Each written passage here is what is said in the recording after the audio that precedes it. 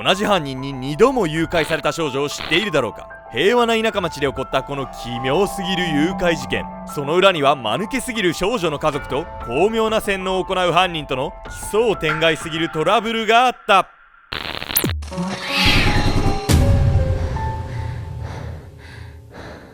はいどうも、東京都福生市出身のケンちゃんです。どうも、髪の毛が外跳ねしてる男が大嫌い、闇闇かです。バッ外跳ねしてる外跳ねしてないですというわけでですね、本日ねご紹介するのは、同じ誘拐犯に2回も誘拐されてしまった少女の話なんです。これはアメリカでドキュメンタリーの制作も行われているぐらい有名でファッキーな事件なんですが、なぜこのようなファッキーな事件がファッキーしたのでしょうか。同じ犯人に2度も連れ去られた少女、誘拐事件の奇想天外すぎる結末とは。1度目の誘拐。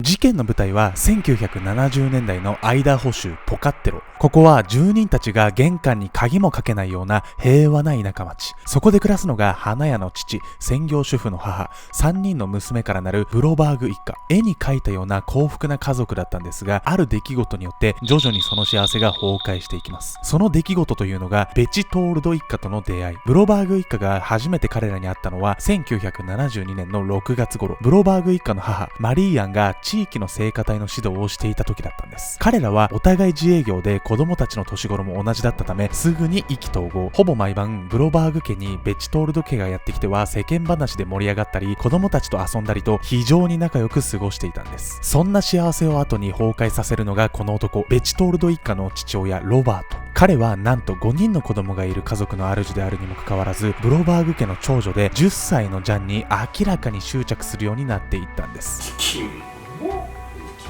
それは次第に度を超えたものに。ロバートは自身のトラウマ治療のためであるとかなり無理めな嘘をついて、ジャンと添い寝させてほしいと両親に懇願するんです。そんなん断るじゃん。と思うじゃないですか、と思うじゃないですか、と思うじゃないですか。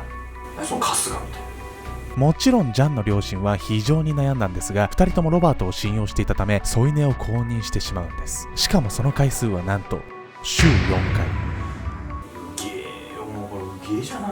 うげえってお前漫画から築いてきたキャラかお前。そしてそこからロバートとジャンの2人の危険な関係はその後も続いていくんです。彼らの出会いから2年後の1974年の10月、ついに事件が起きます。ロバートが夕食までに戻るとの約束で車でジャンを乗馬に連れ出します。しかし約束は破られてしまい、2人は夕食の時間を過ぎても帰ってこなかったんです。なんとロバートは乗馬の前には馬アレルギー用の薬を飲む必要があるんだと嘘をついて、ジャンに睡眠薬を飲ませてそのまま誘拐したんです。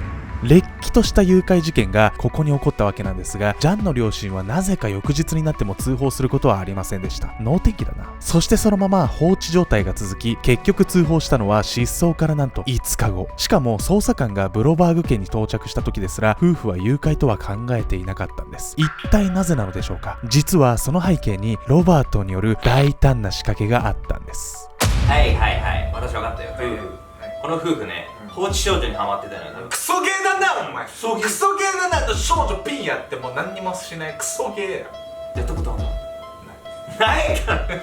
ではね、このおじゃんじゃんの両親はね、一体何を考えていたのでしょうか。マジでファッキーなんですが、そこにはね、ロバートのね、巧みで巧妙でね、すごい仕掛けがあったんです。ロバートの作戦。どう考えても誘拐しかありえない状況にもかかわらず、ジャンの両親が5日も通報しなかったことにはいくつかの理由があるんです。まず一つはブロバーグ家、ベチトールド家とともにモルモン教という宗教の信者だったことなんです。実はロバートはその教団の中ではカリスマ的人気を獲得していたんです。そのため2人の失踪後、ブロバーグ家にはモルモン教信者がたくさん押し寄せ、ロバートさんは娘さんを絶対に傷つけないとみんな口を揃えてロバートを擁護してきたんです。そして通報しないように両親を説得したんです。そして実はこの展開はロバートの計画通り、彼はただの誘拐犯にならないように事前に強力な作戦を打っていたんです。ですがロバートの仕掛けはこれだけでは終わりません。実はジャンの両親はそれぞれ個人的にあまり通報したくない事情をロバートの手によって作られていたんです。何いきなりどうした。何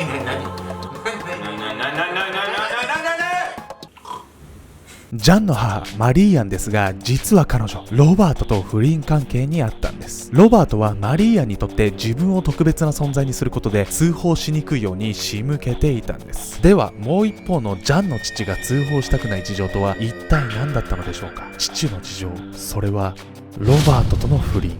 意味わかんない。お盛ん。実はジャンの父親はロバートと同性愛関係になっており、まさかのダブル不倫状態だったんです。全知全能だなロバート。こうして2人の特別な存在になることで通報される可能性を下げていたんです。これだけ周到なロバートなんで、誘拐したジャンにも逃げられないための手の込んだ仕掛けをしていたんです。で多分ですけど、ケツの上にマイクロチップぶち込んだんじゃないですかね。ただの感情じゃないですか。ボラギノール。ジャンは誘拐当日睡眠薬を飲まされていたわけなんですが、そのままキャンピングカーのベッドに寝かされていたんです。目覚めるとその横には通信機が。するとそこから突如メッセージが流れてきます。その内容はジャンに向けられたものだったんです。お前には異星人の血が流れている。そしてお前には大切な使命がある。我々の星を救うために16歳になる前に仲間の男と子供を作ることだ。その使命を果たさなければ代替案として妹たちを使う。さらに車の前方へ行け。そこにいるのが仲間だと告げられたんです。いや RPG の村人ええかこいつ。何言ってんのこいつ。バカじゃん。なんかオープニングの俺らみたいよね。あと自分でバカって分かってたんですよ。とはいえジャンは一応言われた通りに車の前方に行ってみたんです。するとそこには衝撃の光景が。なんとロバートが血まみれで倒れていたんです。どういうことこれ。どういうこと。このねパッキンロバート何パッキンしていたと思いますか。ファキうるさいね。実はこれもロバートの作戦。彼の血は偽物で本当に傷を負っていたわけではありませんでした。ロバートの狙い、それは UFO からの襲撃を演出することだったんです。こいつイカれてるわね。ですがこの作戦は大成功。これを機に幼いジャンはロバートが作り出した架空の設定をまるっと信じ込んだんです。自分には母国の星を救う使命があるんだ。そのことを忘れている間にロバートおじさんは敵の宇宙人にボロボロにされてしまった。自分は使命を全うしないといけないんだ。そのように考えるようになったんです。おう。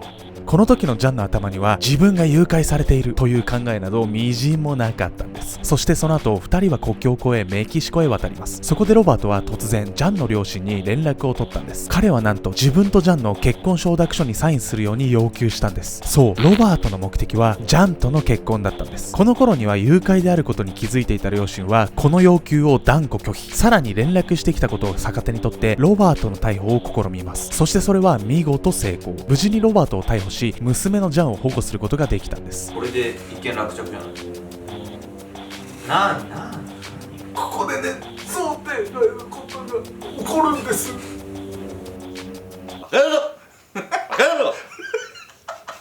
なんと被害者であるはずのジャンがロバートを擁護し始めたんです。そう、ジャンはロバートの洗脳から抜け出せずにいたんです。何があったのか話せば宇宙人がお前もろとも家族を消しに来るぞ。ロバートはそうジャンに言い聞かせ、そのせいでジャンは一切本当のことを喋れなかったんです。さらにはダブル不倫の弱みを握られていた両親。ロバートはこの弱みをちらつかせ、両親の訴えを取り下げさせたんです。その結果ロバートは無実となり釈放されたんです。両親がクソよ。これもううんちっちよ両親。うんちってなんですぐ汚いことすんのねえ。なんですぐうんちすんのこでダメって言ったじゃん。ここでうんちするのだけは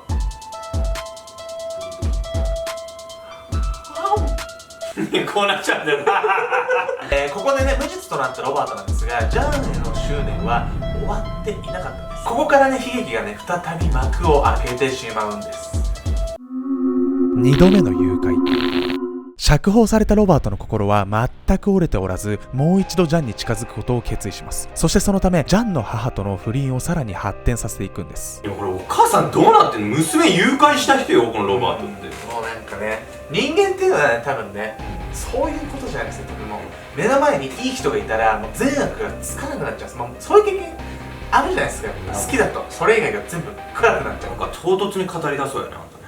さらにこの頃のジャンは未だに完全洗脳状態。仲間の宇宙人、つまりロバートと子供を作るという使命を全うすることが人生の全て、そのように考えていたんです。さらには両親にロバートと結婚したいと言ったり、ラブレターを書いたり、会いたいとダダをこねて家出したんです。すげえな。そう、なんと心の底からロバートを愛してしまったんです。親も親だったら、娘も娘なんですよ、結局ね。ひどいなとね。だからすぐさ、俺を悪者に立てるのをやめてもらっていい？ジャンはまだ少女なのに、そうやって悪者扱いするあんたさって。あんたって人間は最低。ああ、そうですか。もうみんな悪いです。こうしてロバートは何も苦労することもなく、あっさりとジャンに近づくことに成功。さらなる悲劇、2度目の誘拐が成功してしまうんです。その方法は衝撃的なものでした。1976年8月、ある朝、母がジャンの部屋に行くと、そこに彼女の姿はなく、代わりに置き手紙があったんです。そこにはこう書かれていました。私のやるべきことをやらせてくれないので家出する。私を私と受け入れてくれるまで帰らない。